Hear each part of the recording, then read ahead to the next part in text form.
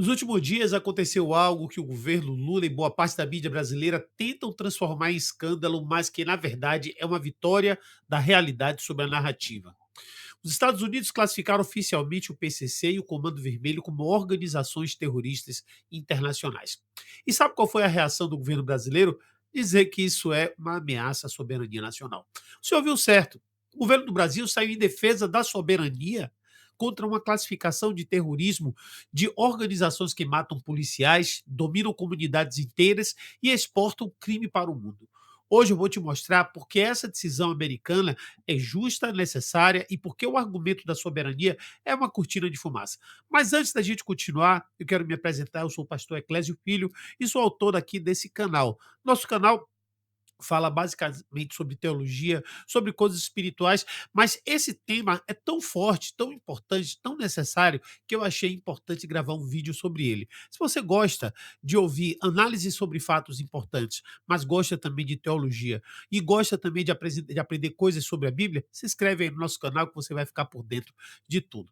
Então vamos lá, vamos aos fatos primeiro, porque é, essa conversa, esse debate precisa ter uma base. Você já deve estar sabendo de muita coisa, mas ou de alguma coisa, mas se você não sabe de nada, eu vou deixar aqui agora você bem a par de tudo. Na última quinta, né, no dia 28 de maio de 2026, o secretário de Estado dos Estados Unidos, o Marco Rubio, ele anunciou que o Departamento de Estado classificou o Comando Vermelho e o PCC como terroristas globais especialmente designados. A classificação como organização terrorista estrangeira torna ilegal toda eh, para qualquer pessoa nos Estados Unidos ou sujeita à jurisdição americana fornecer conscientemente apoio material ou recursos a esses grupos. Além disso, membros ou representantes estrangeiros dessas organizações ficam proibidos de entrar nos Estados Unidos. Com isso, o PCC, o Comando Vermelho, passam a integrar uma lista de mais de 90 organizações terroristas reconhecidas pelos Estados Unidos, ao lado de grupos como Al-Qaeda, Estado Islâmico, Hezbollah, Hamas e outros grupos aí que você já sabe muito bem quais são. Isso é um capricho político? Não, isso não é um capricho político. O próprio comunicado de Rubio afirma que essas duas organizações, elas comandam milhares de membros e orquestraram ataques brutais contra policiais, autoridades públicas e civis brasileiros, e que a sua influência ela se estende muito além das fronteiras do Brasil. E lembre, isso aconteceu um dia depois que o senador Flávio Bolsonaro se reuniu com Trump e Rubio, justamente para pedir essa classificação. Portanto, há uma cooperação política aqui, mas a cooperação é em prol da segurança. E por que isso importa para a gente aqui do Brasil? É, agora que essa classificação americana importa para nós brasileiros, primeiro, porque vai haver um impacto financeiro sobre as facções. Após a designação desses cartéis mexicanos como terroristas, perdão, né, houve a designação, né, anteriormente de cartéis mexicanos, também como terroristas, em fevereiro de 2025. Ali o Departamento de Tesouro americano ele passou, né, a rastrear e bloquear operações financeiras suspeitas de lavagem de dinheiro ligadas a essas organizações em bancos de diversos países. Mesmo caminho que se abre agora para essas organizações aqui do Brasil. Estrategistas internacionais apontam que para a ponto que poderá ocorrer desligamento dessas organizações do sistema financeiro internacional, afetando assim suas empresas e conexões em outros agentes, né? Ou seja, todos poderão sofrer sanções. E isso é devastador para o modelo de negócio de crime organizado, como essas organizações brasileiras, que elas não são mais só organizações de tráfico de esquina, elas são multinacionais do crime, com lavagem de imóveis, de empresas e até de criptomoedas. Segundo, vai também acelerar o debate legislativo aqui dentro. Os analistas avaliam que a classificação americana deve acelerar no âmbito legislativo brasileiro as propostas de classificação das facções como terroristas. E esse debate, pessoal, ele precisa acontecer, porque o Brasil é um dos poucos países do mundo que teima em não chamar essas organizações pelo nome correto, que são terroristas. Terceiro, a cooperação pela inteligência. Com a classificação formal, os Estados Unidos podem compartilhar inteligência com o Brasil da forma mais ampla sobre as redes internacionais dessas facções, algo que beneficia diretamente as forças de segurança aqui no Brasil. Agora, sobre o que a esquerda está falando, sobre o argumento de soberania. Será que eles estão certos no que se fere à soberania nacional? Porque aqui está o tema central, a defesa central de Lula e dos organismos, das instituições financeiras, né, e também agora, ou melhor, da velha imprensa, também todo mundo está se focando nisso. Então vamos agora fazer uma análise mais profunda sobre isso, né? Primeiro, o governo Lula afirmou que essa classificação gera risco à vida de pessoas e prejuízos econômicos ao país e defendeu que a soberania nacional. O Planalto também classificou como deplorável que a família Bolsonaro viaje para os Estados Unidos para defender a intervenção estrangeira no Brasil. Vamos desconstruir isso agora ponto a ponto? Vamos lá. Primeiro, isso fere a soberania nacional? Gente, soberania é um conceito muito sério, mas ele foi esvaziado e o pior, foi instrumentalizado aqui.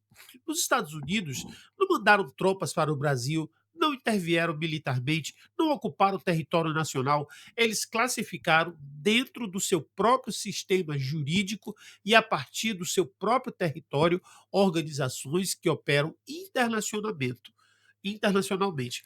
Todo país tem o direito soberano de decidir com quem faz negócios, quem entra em seu território e quais organizações representam a ameaça.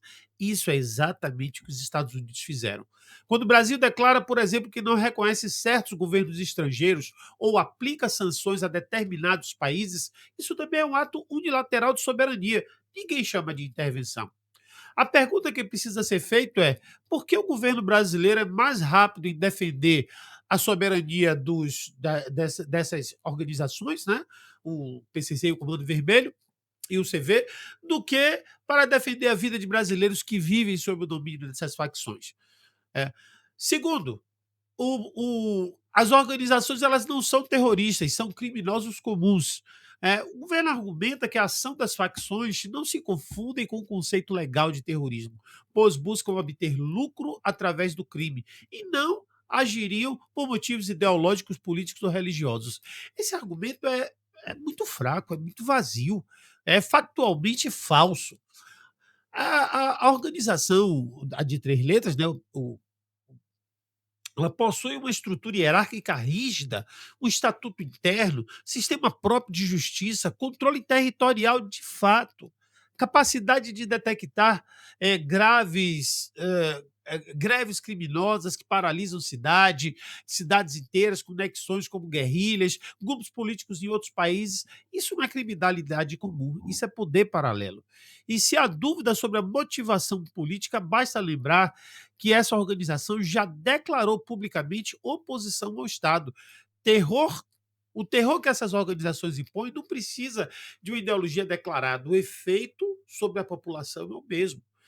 E o argumento terceiro vai afetar o PIX, sistema financeiro e tudo mais. O Planalto chegou a mencionar que a classificação poderia impactar o PIX, ferramenta amplamente utilizada aqui no nosso país, né? Isso é alarmismo. O sistema financeiro legítimo não tem nada a temer de sanções contra organizações criminosas, a menos que esteja envolvido com elas. E se estiver, então essas sanções elas são muito bem-vindas.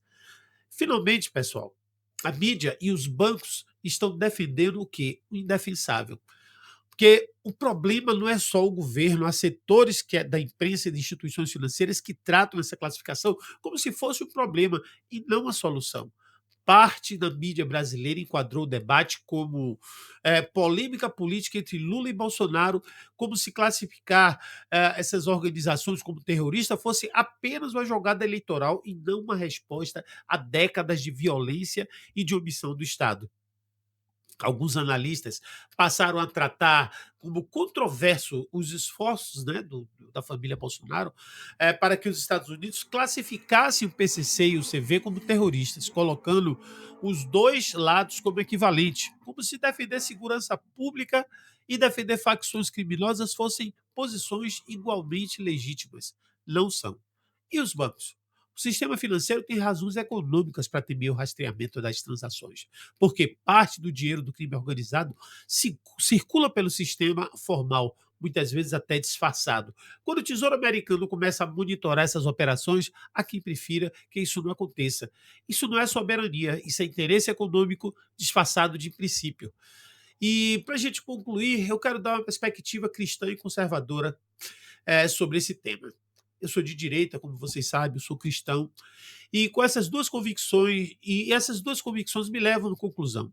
A Bíblia é clara. O governo existe para ser ministro de Deus para o bem, para punir o mal e proteger o inocente. Romanos 13 não deixa margem para a dúvida. O Estado não nomeia o mal pelo nome correto de falha. O Estado não nomeia o mal pelo nome correto, falha na sua vocação fundamental. Chamar essas organizações, esses dois grupos, né, de organizações criminosas comuns, quando eles aterrorizam comunidades, assassinam policiais, escravizam populações inteiras, é uma falha moral e não é apenas político. Então, mal tem um nome, não é uma falha. O mal ele tem o nome correto. O Brasil precisa de líderes que tenham coragem de dizer a verdade, mesmo quando ela incomoda. A classificação americana pode ser um empurrão para o nosso sistema jurídico político, que o nosso sistema jurídico político precisa para finalmente fazer o que deveria ser feito há décadas. Se você concorda que o Brasil merece segurança de verdade, não narrativa, não relativismo, não diplomacia com o crime, compartilhe esse vídeo. Essa conversa precisa chegar a mais e mais brasileiros. E até o próximo vídeo.